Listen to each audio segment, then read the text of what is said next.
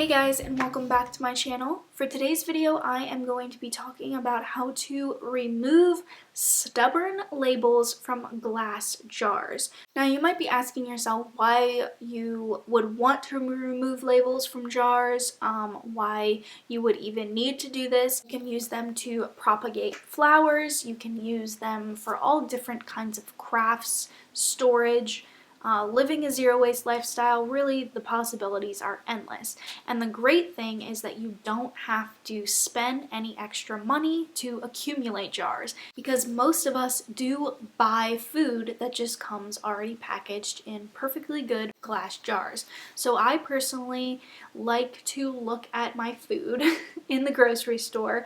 I not only look at the food item, but I look at the jar. Is the jar a nice thick glass jar? Does it have maybe it has a nicer lid to it? And that actually does influence my purchases, because I know that I don't want to recycle the jar. I don't want to throw it out. I want to reuse it and kind of upcycle it. These are two jars that I recently repurposed, and these are two products that I buy often because I really like the jars and I really love the products that come inside. So even if you are someone who wants like really matchy jars, you can achieve that without having to buy like a full set of jars brand new. You can just purchase the same food item over and over again. So all of the things that I'm going to mention are steps, and they should be done in the order that I list them, because it will kind of work you through the label, whether it's super easy, medium difficulty, or really hard. You will eventually get it fully off if you do these steps in this order. So the first thing you want to do is to peel off as much as you can, and this will kind of give you an idea of what kind of label you're dealing with, if it's a very difficult label or a very easy label. So first thing, peel off as much as you can. If the label comes off fairly clean and just leaves a little bit of sticker residue, you can kind of work through the next couple of steps. If the label doesn't seem like it's peeling off and it's just leaving like that paper kind of behind where the top layer of the label is coming off with all the writing, but it leaves that like white paper on, just peel off as much as you possibly can. And then we're going to move on to the next step.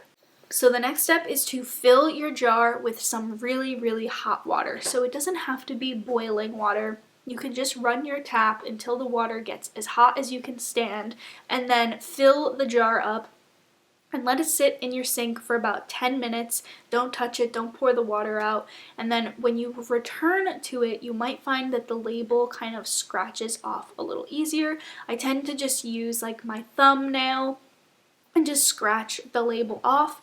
What this does is the hot water on the inside of the label is kind of like melting away the glue. It's kind of making it so that it's easier to peel off. So again, peel off as much as the label as you can. You might still have some left over, that's fine. Then you move on to the next step. The next step is to soak the whole jar in hot water. So you want to fill the jar up again with hot water, but then you also want to submerge the jar. You can also just plug your sink and fill your sink with some water, and I tend to do a lot of jars at once so that I'm not wasting water, and I can just like do them all at once and then get all the labels off. So then you're going to take your label, see if you can scratch any more of it off. If nothing is coming off and it's just kind of stubborn, there's that last little bit of residue left, this is when I start to break out some of the things that I use. So I like to use baking soda and just like an old rag. If you can find like an old scrubber or like an old sponge that has like a scrub side, anything that's like slightly abrasive, sprinkle some baking soda on the jar. Try and focus the baking soda where the sticker residue is still on there, and just scrub away at it.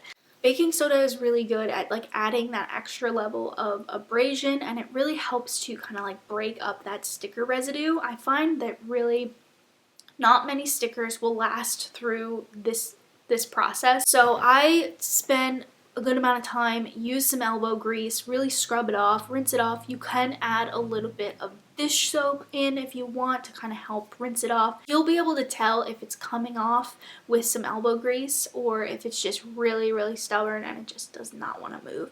And you'll also be able to tell if it's just kind of moving around on the glass. A lot of times the sticker residue kind of just moves around and it doesn't pick off. If that's the case, you're going to want to move on to the last step, and that is to break out the essential oils. Now, because essential oils are expensive, that's why I save this till the last step and the really stubborn labels. You only need like 1 or 2 drops of lemon essential oil right on the sticker residue. Use that same like abrasive scrubber or like a cloth or anything and just scrub it off. It should come right off. I haven't met a sticker yet that can withstand lemon essential oil. It's really great stuff and it really works for that stubborn like sticker residue, and I wish they would just not use that kind. Whatever that is that needs the lemon essential oil, I wish they would just stop using it. But those are all of the steps, and hopefully if you've gone through them all, you will have some clean glass jars that you can use for whatever your heart's desire is. Hopefully this video was helpful. If it was, make sure to give it a thumbs up. And if you haven't already, be sure to hit that subscribe button so you don't miss when I post a new video. And with that, I will see you guys in my next video.